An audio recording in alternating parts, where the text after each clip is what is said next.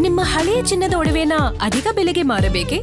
ಆಟಿಕಾಗೆ ಕಾಲ್ ಮಾಡಿ 8880 Attica gold company.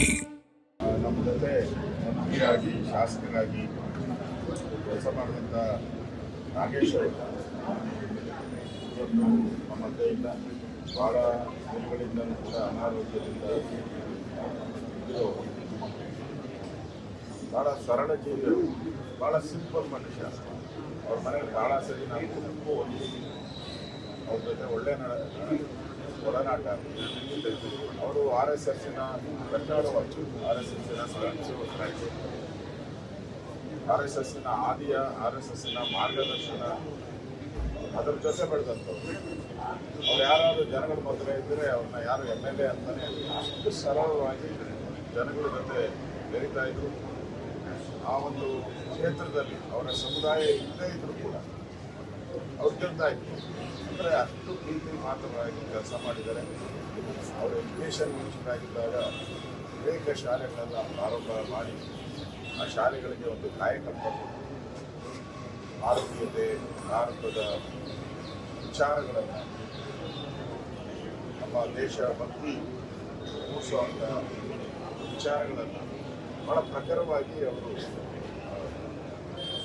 Education minister ಆಗಿದ್ದಾಗ ಇದೆ. ಭಾಳ ಉದ್ದದ ಸಂಗತಿ. ಇವತ್ತು ಅವರು ಮಧ್ಯೆ ಇಲ್ಲ.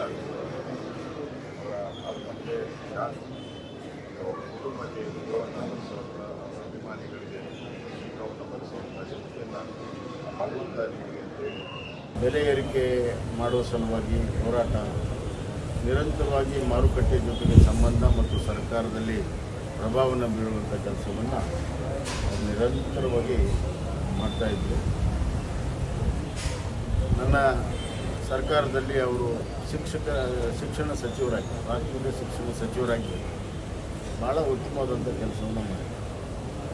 ಒಂದು ಕ್ರಾಂತಿಕಾರಿ ಬದಲಾವಣೆ ತರುವಂಥ ಕೆಲಸವನ್ನು ಕೂಡ ಅವರು ಹೊಸ ಶಿಕ್ಷಣ ನೀತಿಯನ್ನು ಪ್ರಾಥಮಿಕ ಶಿಕ್ಷಣ ಹಂತದಲ್ಲಿ ಇಂಪ್ಲಿಮೆಂಟ್ ಮಾಡೋ ಸಲುವಾಗಿ ಭಾಳಷ್ಟು ಶ್ರಮವನ್ನು ಅವರು ವಹಿಸಿದರು. ವಿವೇಕ ಅಂತ ಯೋಜನೆಯನ್ನು ನಾವು ಮಾಡಿದಾಗ ಭಾಳ ದೊಡ್ಡ ಪ್ರಮಾಣದ ಶಾಲಾ ಕೊಠಡಿಗಳನ್ನು ನಿರ್ಮಾಣ ಮಾಡಬೇಕಾಗಿ ಒಂದೇ ವರ್ಷದಲ್ಲಿ 9,000 ಶಾಲಾ ಕೊಠಡಿಗಳ ನಿರ್ಮಾಣ ಮಾಡುವಂಥ ಯೋಜನೆಯನ್ನು ರೂಪುರೇಷೆಯನ್ನು ಮಾಡಿ ಅದನ್ನು ಅನುಷ್ಠಾನ ಮಾಡಿರುವಂಥ ಖ್ಯಾತಿ ಸೇರ್ತದೆ. ನಾವು ಒಬ್ಬ ಗೆಳೆಯನನ್ನು, ಒಬ್ಬ ಆದರ್ಶ ಸಾರ್ವಜನಿಕ ಬದುಕಿನಲ್ಲಿರುವಂಥ ರಾಜಕಾರಣಿಯನ್ನು ಕಳ್ಕೊಂಡಿದೆ. ಭಾರತೀಯ ಜನತಾ ಪಕ್ಷಕ್ಕೂ ಹಾನಿಯಾಗಿದೆ, ರಾಜ್ಯಕ್ಕೂ ಹಾನಿಯಾಗಿದೆ, ನನಗೆ ವೈಯಕ್ತಿಕ ಕೂಡ ಭಾಳ ದೊಡ್ಡ ಹಾನಿಯಾಗಿದೆ. ಈ ದುಃಖವನ್ನು ಭರಿಸುವಂಥ ಶಕ್ತಿ ಅವರ ಕುಟುಂಬಕ್ಕೆ ಕೊಡಲಿ, ಅವರ ಆತ್ಮಕ್ಕೆ ಶಾಂತಿ. ಒಬ್ಬ ಸರಳ ಸಜ್ಜನ ರಾಜಕಾರಣಿ, ಜೆಂಟಲ್ಮನ್ ಇನ್ ಪೊಲಿಟಿಕ್ಸ್, ಅವರನ್ನು ನಾವು ಇವತ್ತು ಕಳ್ಕೊಂಡಿದ್ದೀವಿ. ರಾಜಕಾರಣದಲ್ಲಿ ಅಪವಾದ ರೀತಿಯಲ್ಲಿ ಅವರ ನಡೆ ಇತ್ತು. ಅವರ ತಂದೆಯವರು ಕೂಡ ಶಾಸಕರಾಗಿದ್ದರು 1985. ಆ ಕಾಲದಿಂದ ನಮ್ಮ ತಂದೆಯವ್ರ ಜೊತೆಗೆ ಒಡನಾಟ ಇರುವಂಥದ್ದು. ಇದು ಎರಡನೇ ಜನರೇಷನ್ ಸಂಬಂಧ. ಭಾಳ ಕ್ರಿಯಾಶೀಲವಾಗಿ ಸಾರ್ವಜನಿಕ ಜೀವನದಲ್ಲಿದ್ದರು. ಅವರು ತಿಪ್ಟೂರು ಕ್ಷೇತ್ರದ ಅಭಿವೃದ್ಧಿಗಾಗಿ ನಿರಂತರವಾಗಿ ಶ್ರಮ ಮಾಡಿದರು. ಅಲ್ಲಿ ನಾನು ನೀರಾವರಿ ಸಚಿವನಿದ್ದಾಗ ಭಾಳಷ್ಟು ಒಂದು ರೀತಿಯಲ್ಲಿ ಒತ್ತಡ ಹಾಕಿ ಅಲ್ಲಿ ಲಿಫ್ಟ್ ಇರಿಗೇಷನನ್ನು ಅವರು ಮಾಡಿಸ್ಕೊಂಡಿರುವಂಥದ್ದು ಇನ್ನೂ ಕೂಡ ನನಗೆ ನೆನಪಿದೆ. ಅಷ್ಟೇ ಅಲ್ಲ, ತಿಪ್ಟೂರಿನ ಕೊಬ್ಬರಿ ಬೊಮ್ಮಾಯಿ ಸರ್ಕಾರ ಇರುವಾಗ ಶಿಕ್ಷಣ ಸಚಿವರು, ಅದೇ ಸಂದರ್ಭದಲ್ಲಿ ನಾನು ಗೃಹ ಸಚಿವನಾಗಿ ಕೆಲಸ ಮಾಡ್ತೇನೆ. ಆ ಸಂದರ್ಭದಲ್ಲಿ ಫ್ರಾಡ್ ಸರ್ಟಿಫಿಕೇಟ್ನ ಕೆಲಸಕ್ಕೆ ಜಾಯಿನ್ ಆಗಿ ಭಾಳ ವರ್ಷದಿಂದ ಕೆಲಸ ಮಾಡ್ತಾ ಇರ್ತಕ್ಕಂಥದ್ದು ಒಂದಷ್ಟು ಜನ ಹಿಡಿದಾಕಿದ್ರು. ನನ್ನ ಹತ್ರ ಯಾವಾಗಲೂ ಕೂಡ ನಾವಿಬ್ಬರು ಒಟ್ಟಿಗೆ ಮಾತಾಡ್ಕೊಂಡು ಆ ಎರಡೂ ಇಲಾಖೆಗಳನ್ನು ಚೆನ್ನಾಗಿ ಮಾಡಬೇಕು, ಚೆನ್ನಾಗಿ ನಿರ್ವಹಿಸಬೇಕು ಅನ್ನೋಂಥ ಭಾಳ ಕಾಳಜಿಯಿಂದ ಕೆಲಸ ಮಾಡ್ತಾ ಇದ್ದಾರೆ. ಶಿಕ್ಷಣ ಇಲಾಖೆಯಂತೂ ತುಂಬ ಯಶಸ್ವಿಯಾಗಿ ಹ್ಯಾಂಡಲ್ ಮಾಡಿದ್ದಾರೆ, ತುಂಬ ಯಶಸ್ವಿಯಾಗಿ. ಒಳ್ಳೆಯವರಿಗೆ ಒಳ್ಳೆಯವರಾಗಿ, ಕೆಟ್ಟವರಿಗೆ ಶಿಕ್ಷಣ ಇಲಾಖೆಯಲ್ಲಿ ಪಾಠ ಹೇಳುವಂಥ ಕೆಲಸವನ್ನು ನಾಗೇಶ್ವರ ಮಾಡಿದ್ದಾರೆ. ಹೀಗಾಗಿ ನಾಗೇಶ್ವರ ನಡವಳಿಕೆ, ನಾಗೇಶ್ವರ ಕೆಲಸ ನನಗೆ ತೀರಾ ಬೇಗ ಆಗ್ತಾರೆ ಅನ್ನುವಂಥದ್ದು ಯಾರಿಗೂ ಕೂಡ ಅನಿಸಿರಲಿಲ್ಲ. ಅವರಿಗೆ ಬಂದಂಥ ಕಾಯಿಲೆ ಆಗಿದೆ. ಆ ಕುಟುಂಬಕ್ಕೆ ಸಾಂತ್ವನವನ್ನು ಅನುಭವಿಸಿ ಹೇಳ್ತಾ ಇದ್ದೇನೆ.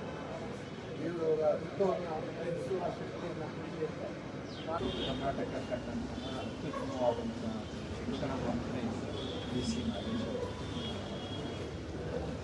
ನಾಗೇಶ್ ಅವರು ನಾವೆಲ್ಲ ಕಳೆದ 40-45 ವರ್ಷಗಳಿಂದ ಸ್ನೇಹಿತರು, ಜೊತೆಯಲ್ಲಿ ರಾಜಕೀಯ ವಿಚಾರವಾಗಿ ಕೆಲಸ ಮಾಡೋದಂಥದ್ದು.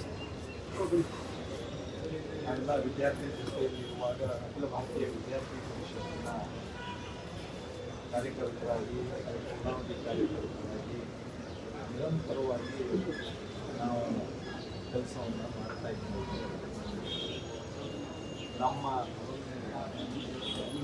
ತಂಡಕ್ಕೆ ಎಲ್ಲರೊಂದಿಗೆ ಆತ್ಮೀಯವಾಗಿ ಬೆರೆತು ಸ್ನೇಹಿತನಾಗಿ ಪ್ರತಿಕೂಲ ಸದಸ್ಯರಂತೆ ಸೈನ್ ಗೈಡ್ ಆ್ಯಂಡ್ ಫಿಲಾಸಫರ್ ಅಂತ ಹೇಳ್ತಾರೆ, ಆ ರೀತಿಯಾಗಿ ಕೆಲಸ ಮಾಡ್ತಾ ಇದ್ದಂಥ ವ್ಯಕ್ತಿತ್ವ ನಾಗೇಶ್ ಅವರು.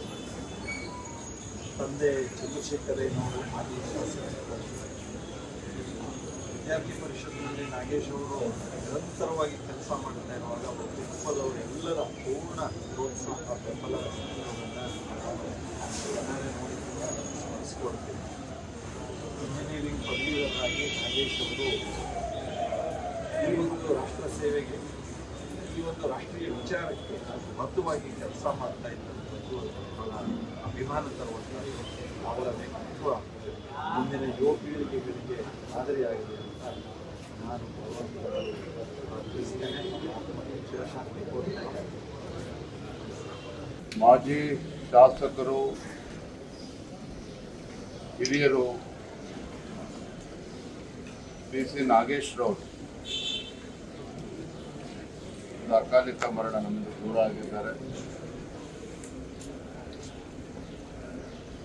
ಭಗವಂತನಲ್ಲಿ ಪ್ರಾರ್ಥನೆ ಮಾಡ್ತಾನೆ ಆ ಆತ್ಮಕ್ಕೆ ಚಿರಶಾಂತಿಯನ್ನು, ಅವರ ಕುಟುಂಬಕ್ಕೆ